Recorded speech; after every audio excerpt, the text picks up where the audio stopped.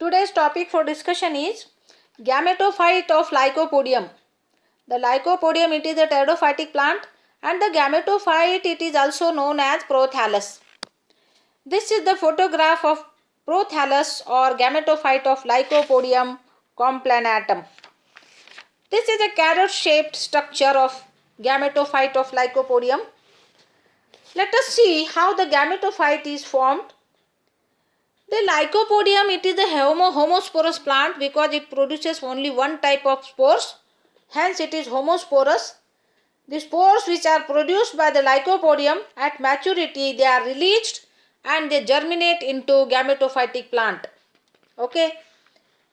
The spores, after release from the sporangium, they settle on the ground after their liberation, and from the spore and each germinate into prothallus. Sometimes the germination of spore may be delayed for some time, and after germination such a carrot shaped prothallus is formed in case of Lycopodium complanatum. The prothallus of Lycopodium complanatum, it is a carrot shaped. Shape is carrot like, and various shapes of prothalli are produced in different types of species of Lycopodium. The prothallus, it may be brownish in color or it may be colorless. They are saprophytic in nature and sometimes they occur underground at various depths from 1 to 8 cm. Much food material remains deposited in the tuberous prothalli. Tuberous prothallus, or it is carrot shaped prothallus. Okay. The surface is covered with epidermis. Outermost layer is epidermis. Inside the epidermal layer there is a cortex of several layers in thickness. Just beneath the cortex there is a palisade tissue. The palisade tissue that composed of single layer of elongated cells. These outer layers contain the endophytic fungus. The fungus occurs inside the cells of the elongated cells in the palisade tissue. This region is followed by a central tissue of hexagonal cells that store the food material. Long unicellular rhizoids are formed on the upper surface of the prothallus. The sex organs are borne at the top surface of the prothallus. It is called the generative tissue. This generative tissue, it is also known as meristematic tissue because continuously these cells divide and produce new cells. The antheridia develop in the central portion of the gametophyte, and the archegonia, these are female gametes, they are produced toward the rim-like structure of gametophyte of the Lycopodium. The antheridia develop first and the archegonia appear later. Such a type of development is described as centripetal. And let us see the nutrition of prothallus. The mode of nutrition of prothallus is remarkable.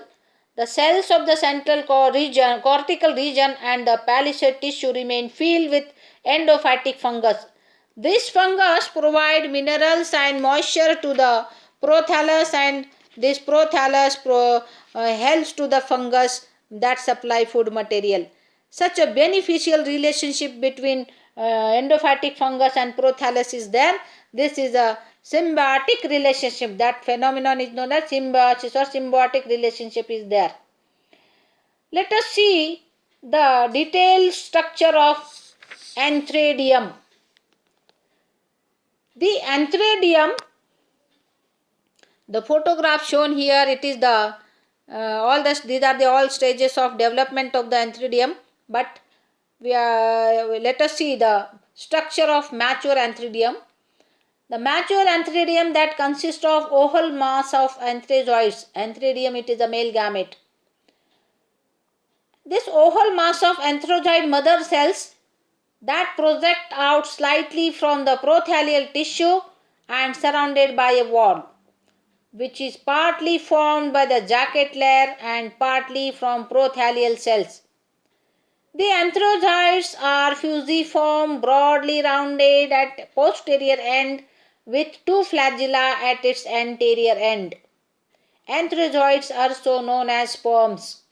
The antherozoids closely related to the antherozoids of Bryophyta. This suggests the closer linkage of lycopodials with the mosses than the ferns. Liberation of antherozoid takes place by breaking down of the opercular cell of Antheridium. Let us see how the archegonium develops. Archegonium or female gamete of the Lycopodium. Archegonium develops from single superficial cell of prothallus found just back of the apical meristem. This cell is known as archegonial initial. The archegonial initial divides periclinally into primary cover cell and central cell. In this way, a archegonium is developed. Let us see the detailed structure of mature archegonium. In the photograph, the last figure is the mature archegonium. The portion of mature archegonium derives from the primary cover cell together with the neck cells, and that neck is projected out of the prothallus, and the remaining canal cells and the oosphere, that is egg cells, lies embedded into the prothallus.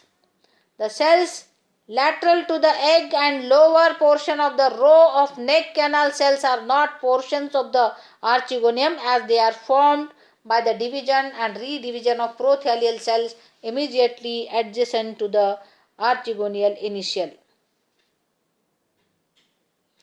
The antherozoids make their way down to neck of the archegonium, and one fuse with the oosphere or egg nucleus, thus affecting the fertilization.